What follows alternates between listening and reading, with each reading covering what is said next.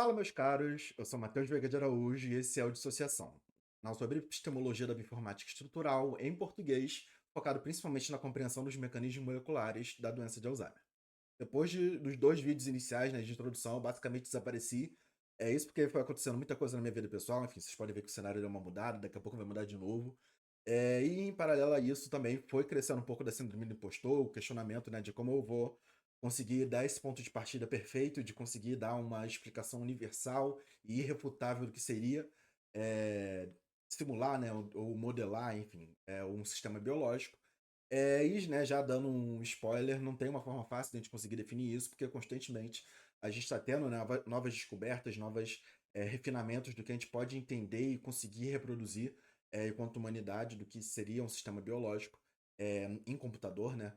Então, enfim, daqui a pouco a gente vai expandindo melhor essa discussão, mas só dando um pouco mais de contexto que, junto a isso, né, esse primeiro empurrão que eu tive foi da oportunidade que eu tive de recentemente para AIC. Para quem não sabe, a AIC é a maior conferência, no caso significa a Conferência Internacional da Alzheimer Association, que é uma entidade enorme, né, que financia pesquisas e integração nesse nível, né, científico e acadêmico ao redor do mundo, focado em discussões sobre a doença de Alzheimer, né, com pessoas de diferentes backgrounds, e com isso a gente consegue, de certa forma, acelerar, né, as discussões e a investigação dos mecanismos, enfim, né, biomarcadores, tratamentos de pesquisadores ao redor do mundo focado na doença de Alzheimer.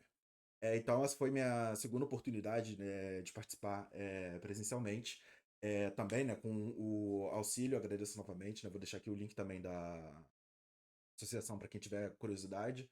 Também tem a oportunidade de você participar online, enfim, tem até um certo período que eles deixam as coisas gravadas para o pessoal poder conferir, retomar, né, alguma discussão anterior que teve. Mas realmente é algo muito grande, né, uma perspectiva muito diferente dentro do âmbito científico.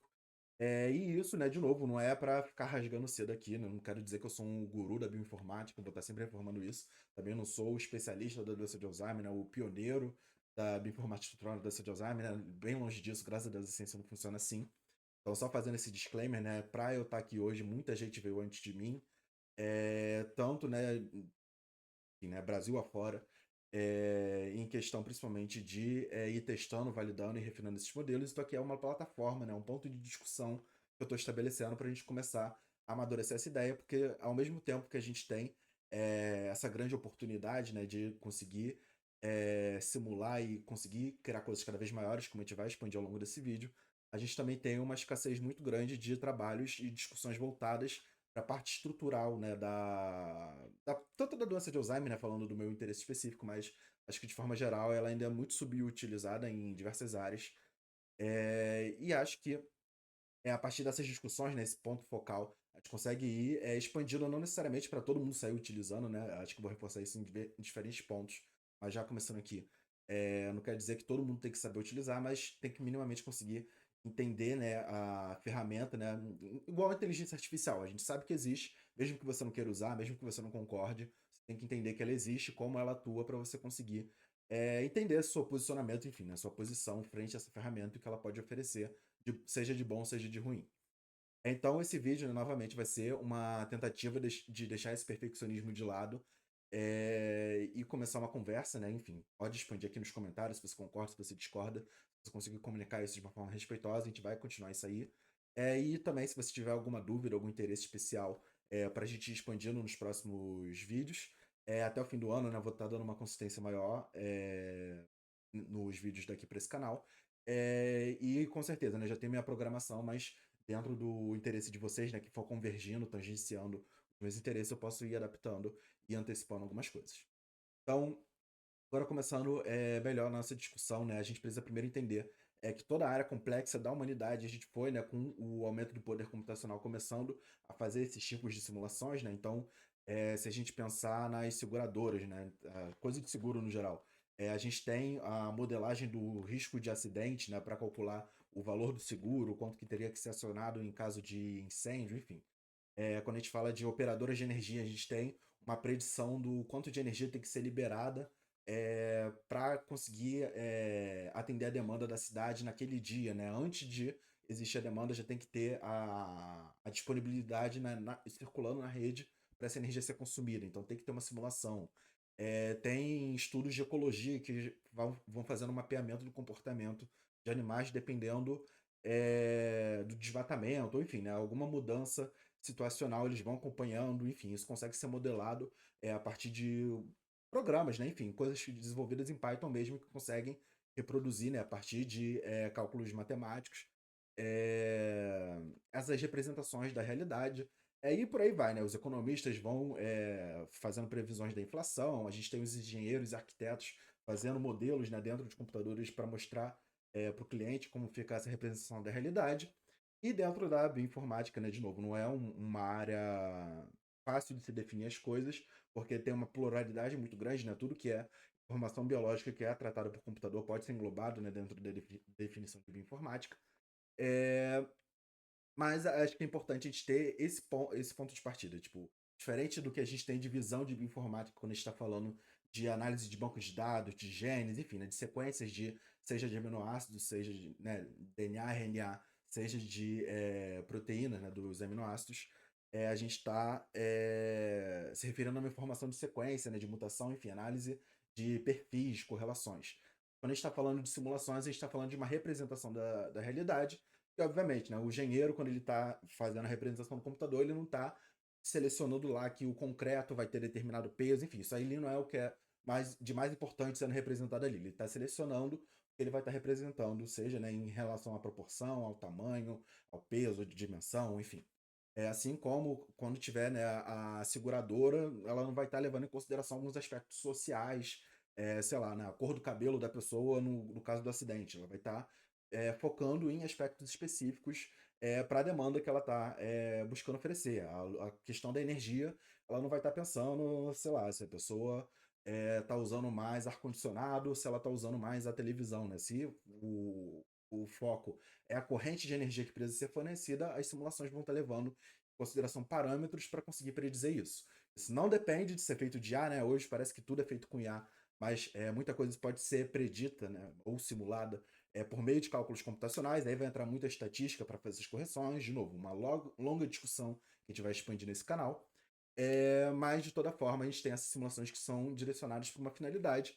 E dentro, né, dessa definição de bioinformática, a gente tem várias formas de estabelecer essa discussão, né? Um programa que pode ser desenvolvido e que consiga, né, sendo provado depois por A mais B, né, com as determinadas validações, conseguir mostrar que esse sistema corresponde, né, a uma certa predição da realidade em diferentes contextos, né, usando diferentes pontos de partida, diferentes inputs e tendo, né, resultados, os outputs coerentes com o resultado esperado.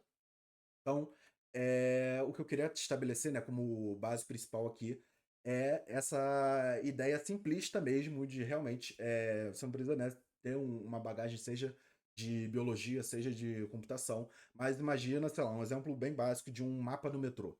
Esse mapa ele não representa necessariamente a distância certinha, né, de uma estação para outra.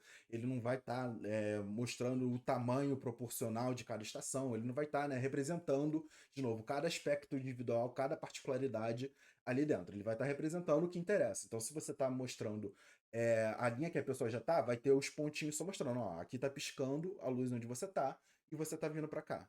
Ou se tiver lá o mapa da estação, né, vai estar mostrando, ó, se você estiver nessa linha, você vai pegar aqui. Mas se você for para a próxima estação, você consegue fazer uma baldeação e ir para uma outra linha, enfim, por aí vai. Acho que vocês conseguiram acompanhar a linha de pensamento. Então, em linhas gerais, modelar ou simular, né, vai ser você escolher o que você vai querer representar e o que você vai escolher ignorar para responder uma certa pergunta. Só que diferente do mapa de metrô, a gente não vai ter uma coisa tão preto no branco na bioinformática estrutural, né, ou na biologia computacional estrutural, enfim, em que a gente vai ter diferentes métodos, né, diferentes formas de conseguir trabalhar a informação, né, biológica. De novo, a gente não consegue colocar tudo dentro de um rótulo ou de uma caixinha, mas em linhas gerais, né, traduzindo para esse aspecto molecular, né, principalmente, a gente consegue trabalhar em diferentes níveis de abstração, ou de resolução, ou de escala para esse tipo de simulação. Então a gente pode partir desde uma simulação eletrônica, em que a gente vai utilizando a física quântica para estudar a estrutura eletrônica de um sistema, né, uma interação, enfim, algo que seja um interesse específico de simular o comportamento dos elétrons, enfim.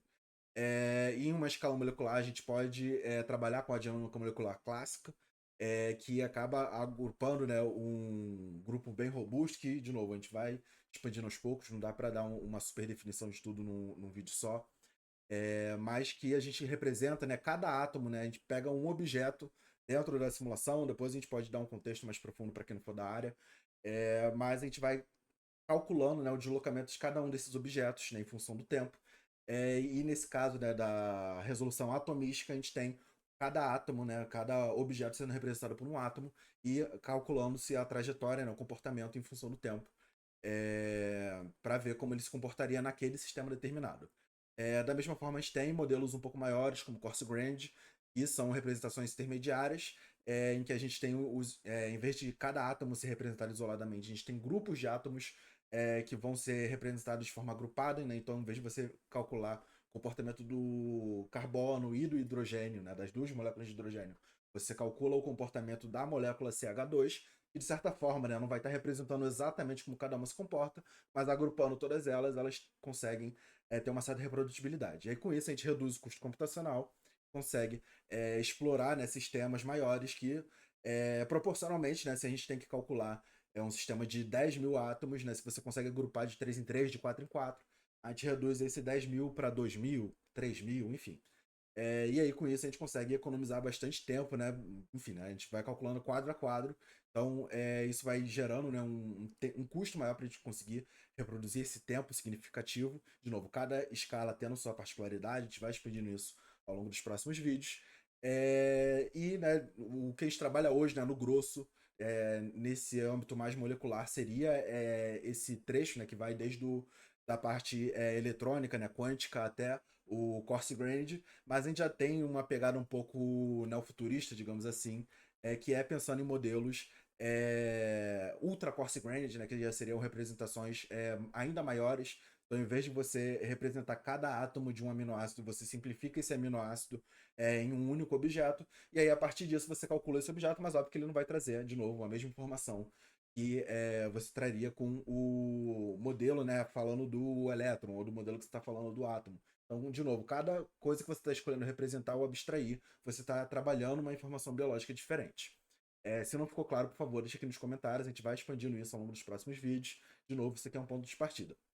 Mas aí, de novo, uma pegada, digamos, neofuturista, né?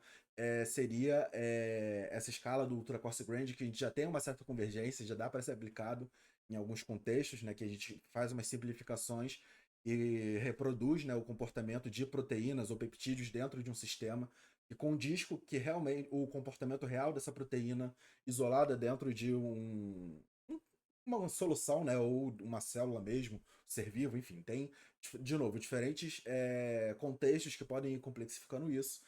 Mas para o entendimento geral, a gente já consegue ter algumas informações, algumas perguntas que a gente faz, né, e reproduzindo simulações, a gente consegue extrair a partir dessa representação de Ultra Coarse Grande.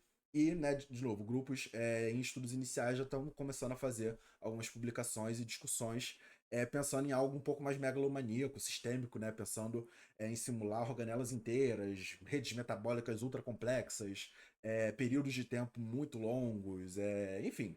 Algumas redes de interação proteína-proteína também estão crescendo bastante alguns estudos, e até, né, estudos que são um pouco mais ousados, digamos assim, que pensam em reproduzir o comportamento de uma célula inteira por simulação. Então, de novo, coisas que vão estar sendo refinadas ao longo dos próximos anos, das próximas décadas, mas que para esse nosso ponto inicial de discussão, né, a gente consegue partir do princípio que a gente tem três pilares principais, digamos assim, né? Não é uma definição formal, só tem essas três, mas é uma forma de conseguir enxergar o ramo, né? Então, de novo, bioinformática é uma definição muito abrangente, tem diversas formas de a gente trabalhar os dados biológicos. Dentre essas diversas formas, a gente tem a bioinformática estrutural. Está falando desses dados a nível estrutural. Como é que a gente vai trabalhar isso no computador, né? Como a gente faz isso ser modelado, simulado dentro do computador. Então, a gente tem primeiro a modelagem molecular. Então, de novo, a gente vai estar gerando modelos que são interpretáveis, discutíveis, né, entendíveis pelo computador, para a gente conseguir trabalhar essas informações. E esses modelos não precisam ser representações fidedignas da realidade, né? De novo, modelo, né, é uma representação, então é uma modelagem, né, um exemplo, né, uma tentativa de traduzir essa realidade a partir de simplificações em uma representação no computador. E isso, né, trazendo tantas pistas biofísicas, enfim, padronizando essas informações, de forma que o computador entenda. Não dá para resumir tudo isso numa frase genérica, né, num vídeo só, mas, de novo, se algo ficou confuso, a gente vai expandindo ao longo dos próximos encontros, nos próximos vídeos. Além dessa modelagem, né, ou seja, da gente conseguir gerar esses modelos para trabalhar no computador, a gente consegue fazer predições da interação entre eles, que a gente agloba isso como o modelo de docagem molecular. Então a gente vai ter também em alguns lugares chamado de ancoragem, em que a gente vai ter duas moléculas interagindo entre si, né, duas ou mais, e que isso vai, né, formar complexos maiores, enfim, e a gente consegue avaliar isoladamente essas interações, e também fazer uma escalabilidade, né, quando a gente está pensando em fármacos, por exemplo. A gente pode pegar uma região de interesse da proteína, né, um buraco, uma cavidade, e a gente coloca um fármaco, né, um objeto, para se ligar nessa região. E aí a gente testa de um em um, como se fosse tentativa e erro, né? E para cada um dos 5 milhões de fármacos que você decidiu testar, você vai gerar um score, né, uma pontuação. E essa pontuação vai sendo validada, né, por diferentes métricas computacionais, estatísticas e até mesmo refinamentos experimentais, para reduzir o custo, né, geral. Então, em vez de você comprar 5 bilhões de fármacos e ir testando de um em um, você faz essa predição por computador, vê os que têm as melhores pontuações, encomenda só esses e aí vai fazendo os testes. Da mesma forma, a gente tem o terceiro pilar principal, de novo, não é uma definição, uma coisa definitiva, né? É uma forma de organizar essas ferramentas. E essa terceira seria, então, a simulação, né, de dinâmica molecular, que é o que eu trato como principal desse canal, desse vídeo, mas que não acaba sendo algo isolado, mas, de novo, trazendo um panorama. A gente consegue agrupar essa questão da dinâmica molecular, né, como simulações que vão estar reproduzindo, né, esses objetos que seriam os dados biológicos, né, as moléculas, e que em alguns casos a gente consegue até fazer uns refinamentos estatísticos adicionais, que a gente acaba nomeando, né, um termo guarda-chuva, que é amostragem aumentada ou enhanced sample, em que a gente consegue simular, né, e explorar eventos mais improváveis ou mais raros, difíceis, enfim. Mas, de novo, a gente vai expandindo isso em outros vídeos, não dá para trazer tudo de uma vez. Mas esses três, né? Então, você gerar modelos, você fazer docagem, né, ancoragem entre eles para ver como eles interagem, e você fazer a simulação, né, de como esse sistema isolado vai se comportar em função do tempo, são formas principais de a gente conseguir trabalhar isso. Hoje a gente tem, né, modelos generativos de IA para classificar, enfim, criar modelos para as mais infinitas aplicações. Então não dá para dizer, né, tudo que existe, mas acho que você entendendo essas três aplicações, essas três ferramentas, você já está bem situado, digamos assim, né? Você já tem um bom ponto de partida. De novo, não é esse vídeo, né, esse conteúdo não é só para quem quer trabalhar com isso especificamente, é para quem, né, de certa forma quer se manter atualizado, inteirado sobre essa informação, porque, de novo, você não precisa trabalhar com isso para você entender, né, conseguir interpretar os resultados e aplicar isso na sua pesquisa ou no seu entendimento de mundo, independente de qual seja o seu interesse. Então, só, né, traduzindo isso, encaminhando para esse vídeo não ficar tão longo, eu fui aprendendo isso tudo de uma forma muito não linear, né, ao longo da minha graduação, né, tão mais indiretamente, mas a partir do meu mestrado já em biofísica, né, em bioinformática estrutural, fui aprendendo isso de uma forma muito não linear, a partir de estudos, de livros, cursos, artigos, enfim. E não acho que eu saiba mais do que outros, saiba melhor do que outros, mas acho que eu consigo trazer meus 2 centavos aqui de uma forma clara suficiente para a gente começar uma discussão. Então, por isso que eu acho que é importante a gente ir construindo essa cronologia. Se tiver algum buraco aqui que você não está conseguindo entender muito bem, vai deixando nos comentários que a gente vai refinando. E acho que até o fim do ano a gente vai ter uma base mais sólida, né? Tipo, se tiver algum conceito que não estiver muito claro, vou ir produzindo outros vídeos para ir esclarecendo alguns pontos. E a partir dessa base a gente consegue debater alguns tópicos mais avançados, que vai ser, né? Vai se basear em tudo isso que a gente vai trazendo profundidade ao longo dos próximos vídeos. Mas como mensagem, né? Take home message que eu queria deixar para vocês desse vídeo, né? De novo, o que seria simular ou modelar o sistema biológico. De novo, não tem uma resposta mágica, né? Pode ser que daqui a 2 anos, 5 anos, a IA ou qualquer outra tecnologia que venha a ser desenvolvida vá revolucionar novamente esse campo. Mas, né, não se deixa levar pelo otimismo de algumas pessoas, principalmente quando é vendido no LinkedIn ou de alguma forma um pouco mais comercial. O pessoal vai muito além, mas, né, também tem um lado mais conservador que o pessoal acha que não serve para nada. Então vamos trabalhando esse meio termo. E principalmente, né, procurem saber. Acho que hoje a gente tem vários tutoriais, várias informações. Você tacar uma coisa no chat GPT, no cloud, enfim, tem muita base, né? É um ponto de partida muito mais avançado do que como era aprender ciência, né, no passado, que você só tinha as enciclopédias, só tinha os artigos, os professores. Então hoje a informação é muito mais descentralizada, mas ainda assim, né, acho que se faz ainda mais importante a gente entender como a gente acessa, consome, enfim, né, trabalha essa informação. E acho que de forma geral, né, para além de você saber usar a ferramenta, né, você gerar um resultado, se eu der uma cabeçada no meu teclado aqui, né, vai dar uma sequência de aminoácidos, enfim, que pode ser modelado, que pode ser ligado com outra proteína, colocar numa membrana, simulado, enfim, o computador vai conseguir, né, se não for algo muito fisicamente incorreto, o computador vai conseguir fazer essa simulação, gerar esses dados. Então é muito importante você entender o sistema biológico, você entender o que você está fazendo e principalmente o que significa essa simulação, né? Não quer dizer que você vai postar no LinkedIn, olha, fiz a simulação, tá resolvido, é assim que acontece, né? O filme da realidade. O buraco não é mais embaixo, né? Não é bem por aí. Mas acho que tem muita informação relevante, de novo, não dá para trazer tudo num vídeo só. Então, ao longo dos próximos vídeos, a gente vai trabalhar aqui também as formas que a gente pode entender, o que a gente pode extrair de resposta de cada uma desses três pilares, quais que são as premissas de cada um deles, né? Porque aqui eu falei um geral muito rápido, mas entender as suas limitações, como cada um gera resultados e são interpretados, né? Óbvio que a gente tem os tutoriais que já vão dar uma padronizada nisso. Aqui a gente vai fazer uma discussão mais objetiva, né, do que dessa tradução para a realidade, né? Então, discutir os dados mais do que saber executar eles de uma forma crua. Então, novamente, não sou nenhum guru, não estou trazendo aqui nenhuma resposta mágica, mas estou trazendo um ponto de partida em português para a gente estar expandindo essas ideias.